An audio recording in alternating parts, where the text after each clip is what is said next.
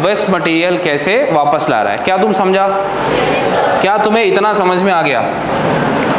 ये इतना समझा? ये हो गया इंट्रोडक्शन। क्या हो गया? ये हो गया इंट्रोडक्शन। अब हम डिटेल में ब्लड पढ़ेंगे ये चैप्टर में। ब्लड क्या होता है, ब्लड के अंदर क्या होता है, कौन से सेल्स होते हैं, आरबीसी, डब्ल्यूबीसी, प्लेटलेट, सब कुछ। उसके बाद लिम्फ भी पढ़ने वाले हैं। फिर हार्ट पढ़ेंगे, हार्ट बाहर से कैसे दिखता है, अंदर से कैसे दिखता है, फिर ब्लड सर्कुलेट कैसे होता है, कहाँ से कहाँ जाता है, सब पढ़ेंगे। फिर उसके वेसल्स पढ़ेंगे, आर्टरीज क्या होती है, वेन्स क्या होती है, कैपिलरीज क्या होती है, ये सब। और फिर हार्ट से रिलेटेड जो डिसीजेस होती है वो पढ़ेंगे। क्या तुम्हें समझ में आया ये चैप्टर में हम क्या पढ़ने वाले हैं? yes, पक्की बात है? ओके तो देखो भाई, ब्लड, क्या ब्लड एक कनेक्टिव टिश्यू है? yes, क्या ब्लड स्पेशल कनेक्टिव टिश्यू है? yes, यहाँ लिखा हुआ है? yes, पक्की बात है? yes, तो बताओ फिर ब्लड को क्या बोलेंगे हम? Special connective tissue. ओके, उसके अंदर फ्लूइड मैट्रिक्स है क्या? yes, अच्छा, प्लाज्मा है क्या? yes, फॉर्म एलिमेंट्स है क्या? yes, कोई डाउट है? no, पक्की बात? yes, चलो ठीक है। तो ब्लड पढ़ना है और क्या पढ़ना है? ओके, तो ब्लड और प्लाज्मा अलग अलग है क्या? yes, देखो सुनो, इधर देखो, यहाँ देखो, यहाँ देखो,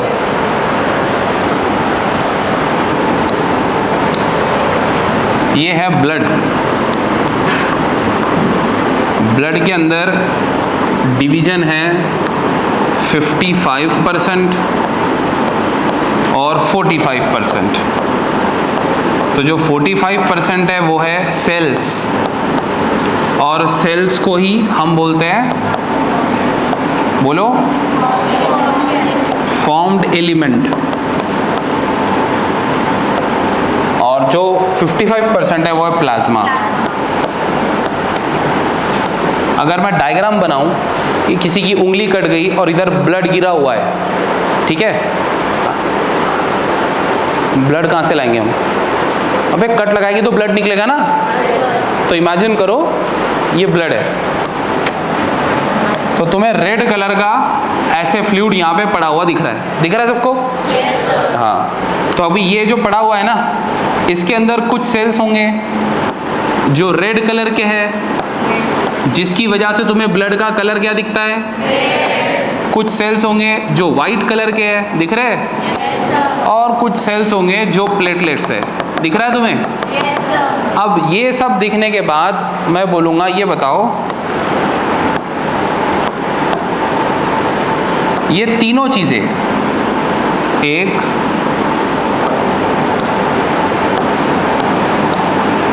ये आरबीसी, ये डब्ल्यूबीसी और ये प्लेटलेट्स,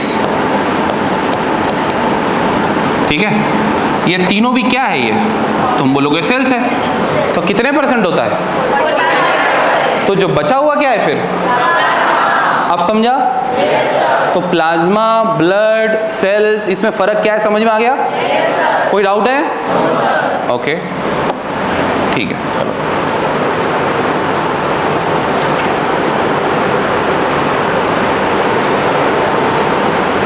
ये क्लियर है क्या? पक्का? ठीक है। अब अपने को क्या पढ़ना है? ब्लड पढ़ना है ना? ठीक है। तो ब्लड पढ़ने के लिए सबसे पहले एक काम करते हैं, आप में से किसी का एक ब्लड ले लेते हैं अपन। अरे मतलब इमेजिन करो, तो एक टेस्ट ट्यूब लेता हूँ मैं, ठीक है, टेस्ट ट्यूब ले लिया।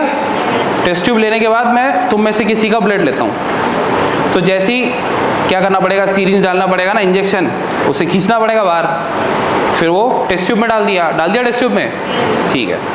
अब हमने देखा जब तक हम इसका कुछ करें तब तक ये क्लॉट हो गया। अरे ब्लड बाहर निकलने के बाद जम जाता ना? नहीं जमता। जमता मतलब क्लॉट हो जाता।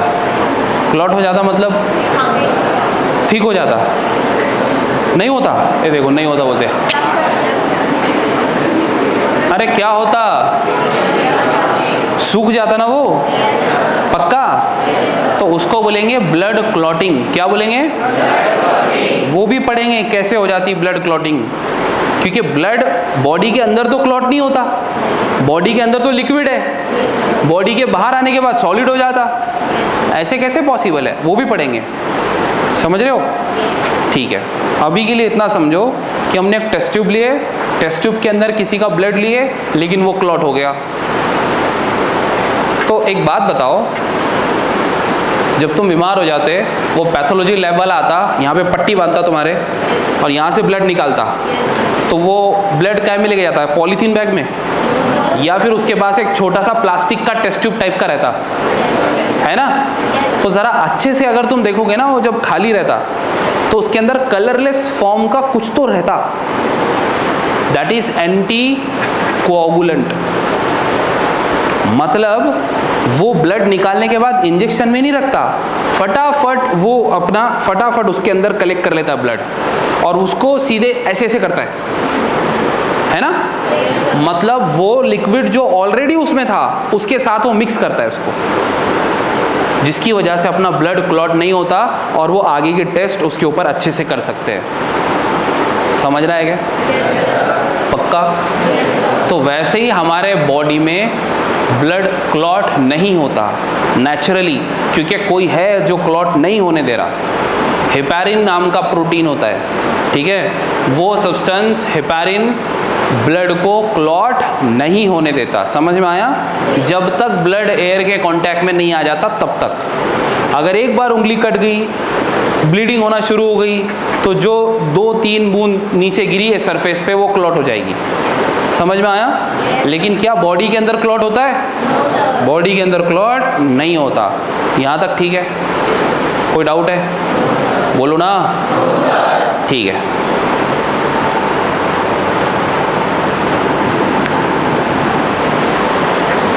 तो हमें भी फिर एंटीकोगुलेंट डालना पड़ेगा ना ब्लड में। तो हमने जो अभी एक टेस्ट ट्यूब भर के ब्लड लिया था, मान लो तुम में से किसी का ले लिया ब्लड, ठीक है? अब वो ब्लड के अंदर क्या डालूंगा मैं? एंटीकोआगुलेंट। बोलो। ब्लड के जम जाने को कोआगुलेशन बोलते हैं ना, तो वैसे ही कोआगुलेंट और उसके अगेंस्ट, मतलब ब्लड कोआगुलेशन नहीं होगा, ब्लड नहीं जमेगा, दैट इज एंटी कोआगुलेंट। तो बताओ इसमें क्या डालूं? तो एंटी कोआगुलेंट कौन सा वाला? कौन सा वाला?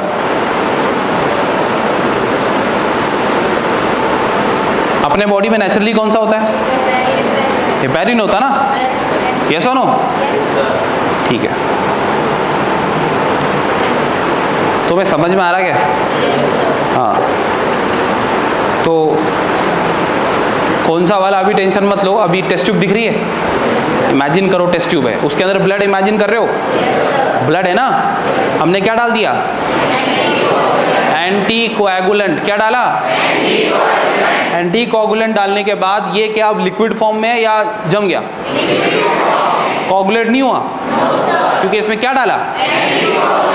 बोलो ना। अब इसको एक काम करता हूं मैं, सेंट्रीफ्यूगेशन मशीन होती है ना, उसमें सेंट्रीफ्यूज कर देता हूं। तुम बोलोगे सर सेंट्रीफ्यूज मतलब छोटा सा डब्बा रहता है ऐसा, उसके अंदर से एक वायर निकला रहता जो प्लग के अंदर लगा के बटन ऑन कर देना पड़ता, इलेक्ट्रिसिटी पे चलता हो। उसका ढक्कन हटाएंगे तो अंदर ऐसा रोटर लगा हुआ रहता, मोटर रहती, जिसके अंदर ऐसे टेस्ट ट्यूब फिक्स होते हैं ऐसे। हमने टेस्ट ट्यूब डाल दिया, अब वो ऐसे गोल घूमेगा स्पीड में। तो टेस्ट ट्यूब में जितनी भी हेवी मटेरियल होगा वो सब नीचे बैठ जाएगा और जो लाइट होगा वो ऊपर रह जाएगा। नहीं इमेजिन हो रहा? सेंट्रीफ्यूगेशन इमेजिन हो रहा है? सेंट्रीफ्यूगेशन मतलब एक मशीन है, सेंट्रीफ्यूज मशीन, जिसमें हम क्या करेंगे, उसके अंदर एक रोटर होता है, वो रोटर के अंदर ऐसे टेस्ट ट्यूब फंसा देंगे और वो जोर से घूमता है, ऐसे रोटर जोर से घूमता है, मतलब 10,000 आरपीएम पे 10,000 बार ऐसे घूमेगा 1 सेकंड में। हाँ, 1 सेकंड में आरपीएम क्या रहता? रोटेशन पर मिनट, 1 मिनट में। तो कितनी स्पीड में घूम रहा होगा वो, समझ में आ रहा है? पक्का? तो वो क्या करेगा, जितनी भी हेवी मटेरियल है इसमें वो सब नीचे बैठ जाएंगे। अब बताओ ब्लड में 45% क्या है? सेल्स है ना, फॉर्म्ड एलिमेंट्स है ना, सेल्स है ना, तो वो सारे के सारे सेल्स नीचे बैठ जाएंगे। पक्का? और ऊपर तुम्हें स्ट्रॉ कलर का लिक्विड दिखेगा, ठीक है, प्लाज्मा। समझ में आया? ओके। तो अभी हमने एक टेस्ट ट्यूब लिया था, याद है? अभी ये टेस्ट ट्यूब लिया था ना, और ये टेस्ट ट्यूब के अंदर हमने क्या डाला?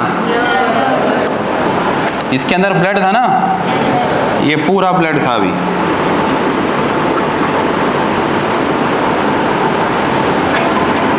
ठीक है भाई, बोलो ना, ठीक है? हाँ। अब ये टेस्ट ट्यूब को हमने क्या किया, सेंट्रीफ्यूज।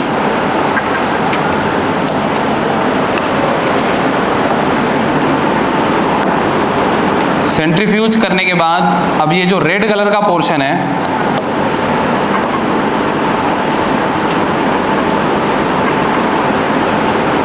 ये इतना ही दिख रहा है बस, ठीक है? ऊपर जो है पेल येलो कलर का दिखता है, ठीक है?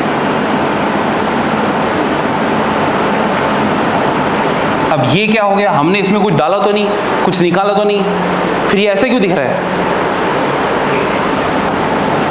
बोलो। सेंट्रीफ्यूगेशन समझ गए ना? ओके, मतलब इसको हमने क्या किया अभी,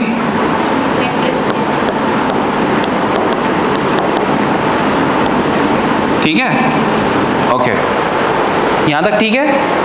तो बताओ फिर ये कितने परसेंट है? कितने परसेंट है? 45%। क्या है ये? सेल्स है, ठीक है। और ये कितने परसेंट है? पक्का? ओके। और ये क्या है? 55% क्या है? यहां तक समझा? कोई डाउट है? ये सिर्फ तुम्हारी अंडरस्टैंडिंग अच्छे लेवल पे होनी चाहिए, तो ये दिखा रहा हूं, ठीक है? अब आगे सुनो।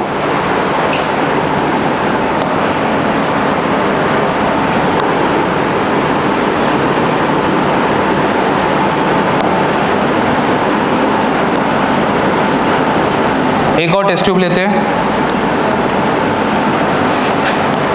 और देखो मैं उसमें क्या डाल रहा हूं।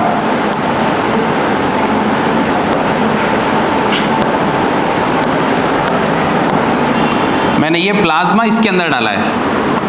क्या डाला है? पक्का? समझ में आ रहा है? ओके, प्लाज्मा इसके अंदर डाला है, और अब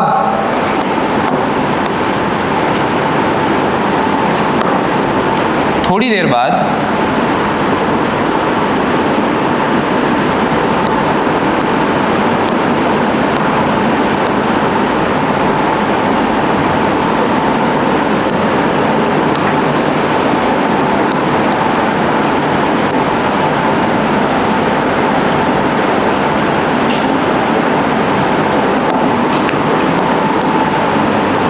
ये ऊपर पानी दिखेगा सिर्फ। क्या ये? क्योंकि मैंने इसको फिर से सेंट्रीफ्यूज कर दिया। क्या किया मैंने?